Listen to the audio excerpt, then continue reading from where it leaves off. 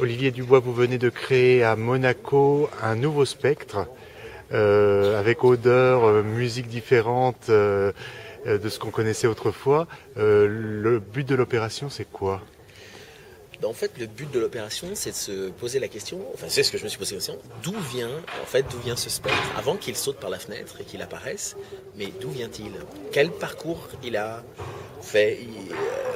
Avant de rencontrer sa dulcinée. Non, parce qu'elle fait un appel, c'est-à-dire elle rentre du bal, elle fait un appel, et cet appel donc est passé.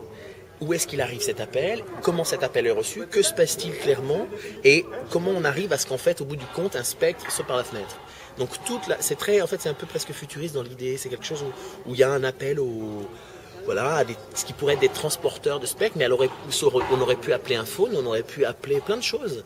Et là, il faut un spectre. Alors on descend et il y a vraiment une arrivée comme ça de ces transporteurs de spectres qui, peut-être que parmi eux, il y a le spectre, ils ne le savent pas, mais ils ont comme cette mission à transporter ce spectre et à le délivrer. Alors pourquoi que des garçons? Pourquoi commence-t-il nu? Alors là, vous dites tout là. Alors pourquoi des garçons? Parce qu'on parle de ce spectre. Je ne parle que du spectre. Moi, en fait, la pièce va de avant jusqu'à la fenêtre. Donc après, il y a l'œuvre classique auquel je ne touche pas.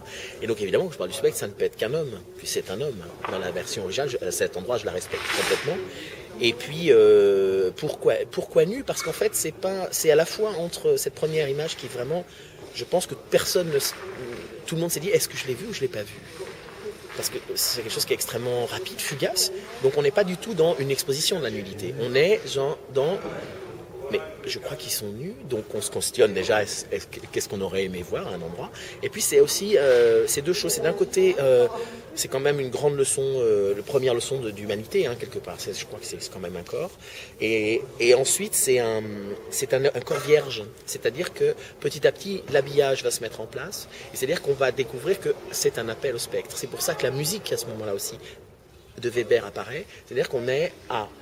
Ce qu'il nous faut maintenant, c'est un spectre. Préparez-vous, messieurs, pour la descente et pour délivrer ce spectre. Donc c'est comme si ce sont des corps, zéro, des corps vierges, neutres, et qui vont construire comme un patrimoine, et dire voilà, c'est ce qu'on attend, il faut qu'on fasse, c'est notre travail, habillons-nous de telle manière, et allons délivrer le spectre.